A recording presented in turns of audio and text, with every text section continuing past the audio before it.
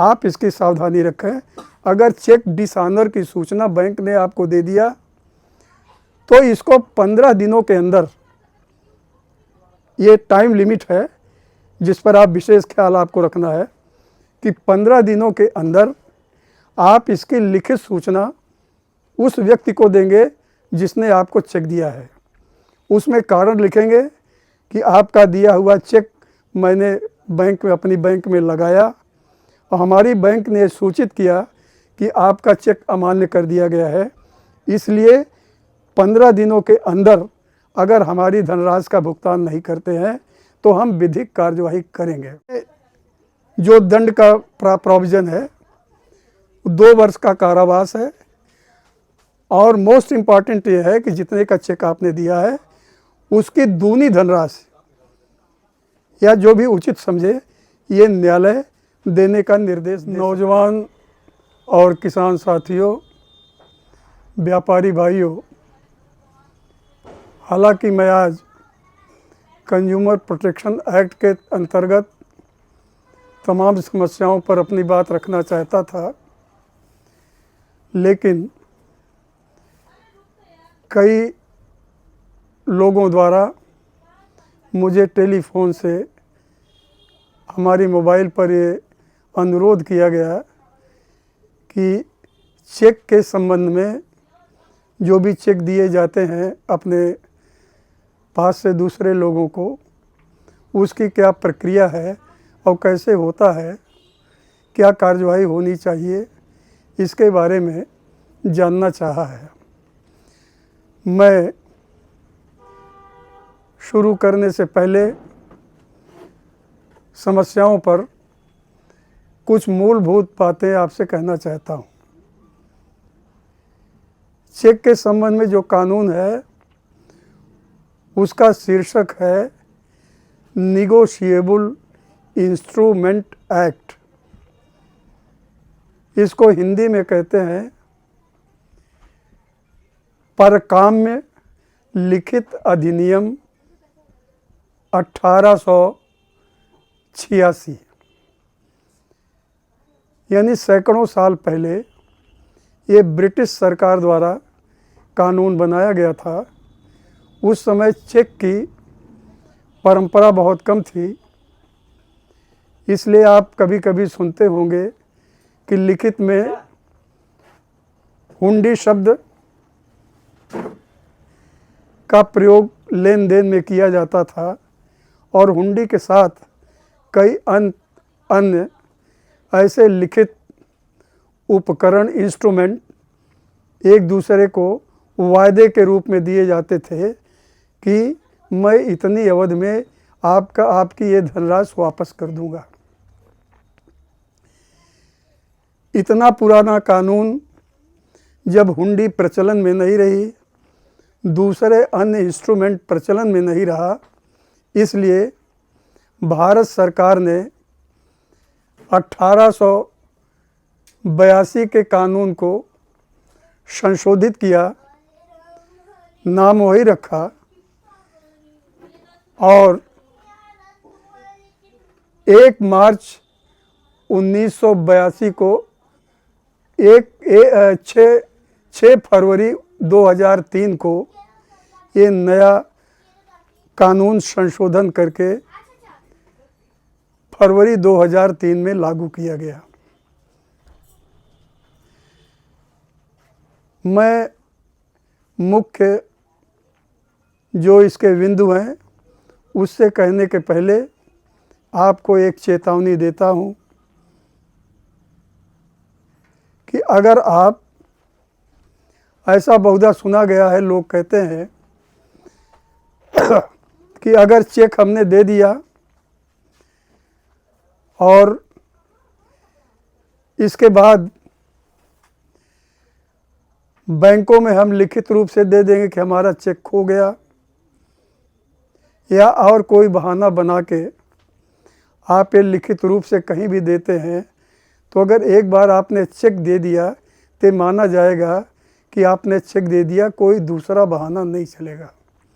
कई बहाने लोग आकर बताते हैं कि अगर ये लिख दिया जाए तो, ये कह दिया जाए तो, एक बार चेक देने के बाद आप कोई बहाना बनावें, कोई तर्क रखें, आपका कोई तर्क सफल नहीं होगा। इसके बारे में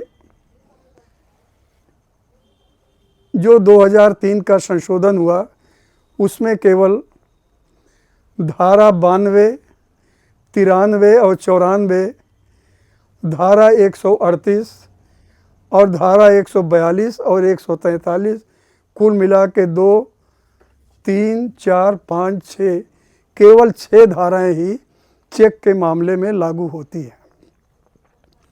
प्रक्रिया यह है, किसी व्यक्ति ने आपको चेक दिया, अपना हस्ताक्षर करके, वो या तो अमाउंट लिखता है और अमाउंट के साथ साथ डेट लिखता है। डेट, अमाउंट और सिग्नेचर, ये तीनों चीज़ें अगर लिख के देता है तो उस चेक की वैधता अवधि वर्तमान समय में केवल 3 माह है। अगर डेट उसमें भर दिया गया है तो चेक जारी करने के 3 माह के अंदर आपको ये प्रेजेंट करना है बैंक में।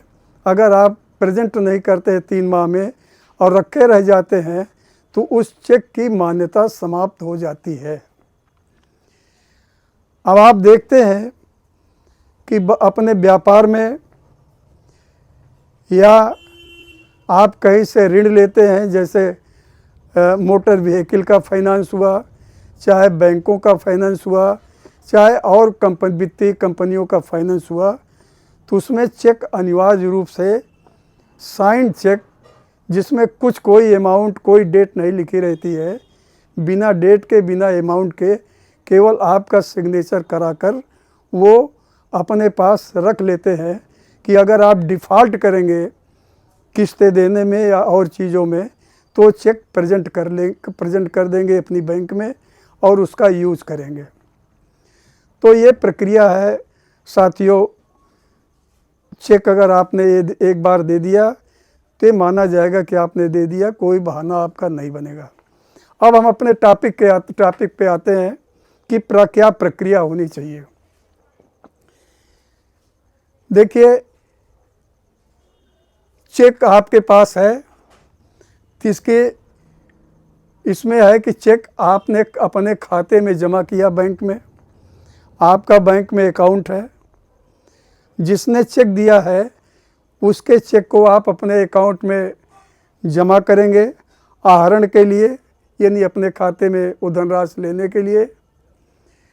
दूसरा है कि उसके खाते में अपर्याप्त संपत्ति नहीं, वो धन नहीं है, या कोई और कारण है कि सिग्नेचर का मिलान नहीं हो रहा है, या कहीं ओवर राइटिंग है, जिस भी कारण से है कि ये जो चेक है आपने प्रेजेंट किया। दूसरा चरण है कि बैंक ने चेक आपका डिसऑनर कर दिया। 2 चीज़ हो गई। बैंक चेक डिसऑनर की सूचना आपको देता है कि आपका चेक ये अमान्य कर दिया गया है। आप जाते हैं बैंक में, वो चेक आप वापस प्राप्त करते हैं। इसके बाद जो प्रक्रिया है, जहाँ पर लोग प्रायः चूक जाते हैं, मैंने देखा है लोग लेके चेक आते हैं,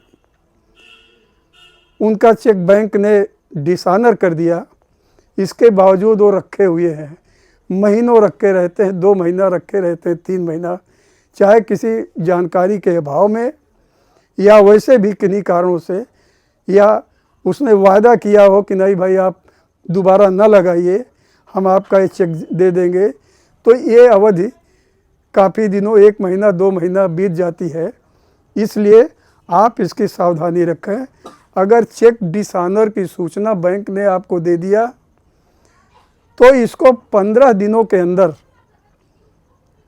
ये टाइम लिमिट है जिस पर आप विशेष ख्याल आपको रखना है कि 15 दिनों के अंदर आप इसकी लिखित सूचना उस व्यक्ति को देंगे जिसने आपको चेक दिया है।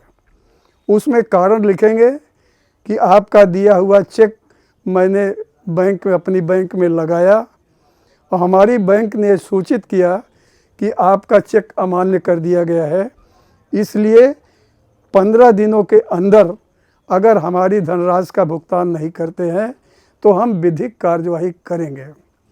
ये आपको लीगल, इसको कहते हैं legal notice with in 15 days, ये अनिवार्य है।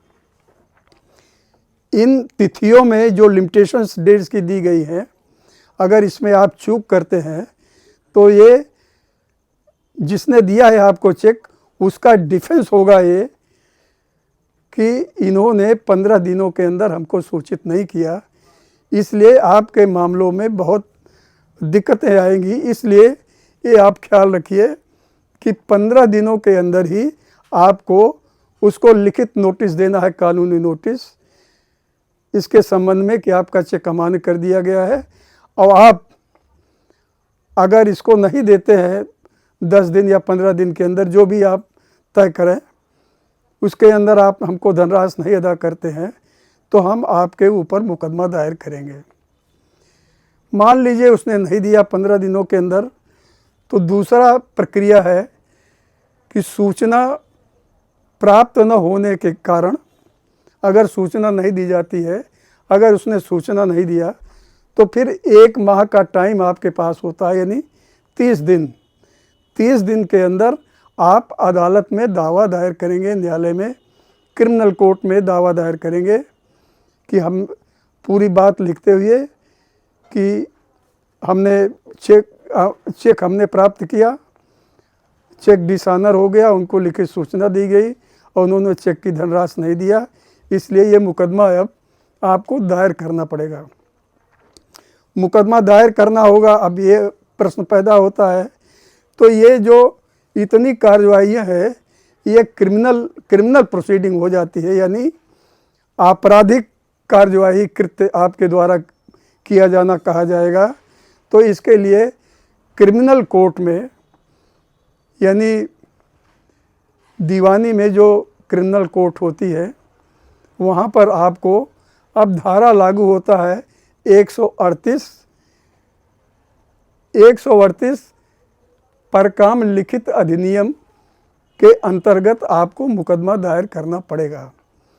आप मुकदमा दायर करेंगे कि इन्होंने पैसा नहीं दिया, इनको दंड देने की कृपा की जाए और धनराशि दिलाई जाए। अब यहीं से आपराधिक कार्यवाही मजिस्ट्रेट के सामने शुरू होगी। ये फर्स्ट क्लास मजिस्ट्रेट जो होगा सिविल कोर्ट का, जुडिशल मजिस्ट्रेट, उसके समक्ष दायर की जाएगी। और इसमें विशेष सुविधा है, चूँकि बहुत समरी कार्यवाही है। समरी का मतलब बहुत कम समय में इस दावे को निपटाना होता है, इसलिए इसको कहते हैं समरी प्रोसीडिंग। समरी प्रोसीडिंग में यह है कि आप प्रत्येक स्तर पर जो साक्ष्य देते हैं, वो साक्ष्य जो है शपथ पत्र पर भी आप दे सकते हैं, शपथ पत्र पर साक्ष्य देंगे और जो मुलजिम पक्ष है करेगा, फिर आप मुकदमा शुरू होगा। यहाँ ये बात बताना आपको आवश्यक है कि ये समनी अपराध है। समनी अंग्रेजी में कहते हैं कंपाउंडेबल ऑफेंस, यानी ऐसा अपराध है जिसमें दोनों पक्ष, चेक देने वाला और चेक लेने वाला, दोनों अगर कोई सुलह कर लेते हैं तो ऐसे मामलों में को समनी अपराध कहते हैं, यानी कंपाउंडेबल ऑफेंस। कंपाउंडेड ऑफेंस में दोनों पक्ष सुलह कर सकते हैं और लेन देन जो भी आपस में तय हो वो लेन देन कर सकते हैं, इसलिए ये कहते हैं कि कंपाउंडेबल ऑफेंस है। इसमें वर्तमान समय में धारा 143A जोड़ी गई है। 143A में ये है कि मुकदमे बहुत दिन चलते थे, लोगों को पैसा नहीं मिलता था और मुकदमे जारी रहते थे, इसलिए उन्होंने एक अंतरिम प्रतिकर की धारा जोड़ा कि जो इंटरिम रिलीफ देगी आपको, यानी जो चेक देने वाला है अभियोगी, उसके प्रार्थना पत्र पर बयान मुलजिम के पहले, यानी स्टेटमेंट ऑफ एक्यूज के पहले आप प्रार्थना पत्र देंगे कि साहब इनसे कुछ धनराशि जमा कराई जाए, तो कुल जितने चेक की धनराशि है उसका 20% न्यायालय जमा कराएगी, और जमा करने के बाद अगर वो युक्त समझती है न्यायालय, तो वो रुपया आपको अंतरिम रूप से आपकी गारंटी पर न्यायालय दिला सकती है। इसमें जो दंड का प्रोविज़न है 2 वर्ष का कारावास है, और मोस्ट इम्पॉर्टेंट ये है कि जितने का चेक आपने दिया है उसकी दूनी धनराशि या जो भी उचित समझे ये न्यायालय देने का निर्देश दे सकती है। इस तरह से ये सरसरी तौर पर थोड़ी अवधि में ये ट्रायल करने की कार्यवाही पूरी हो जाती है, और न्यायालय उसको 2 वर्ष का कारावास और दोगुनी धनराशि तक प्रतिकर दिलाने का आदेश दे सकता है।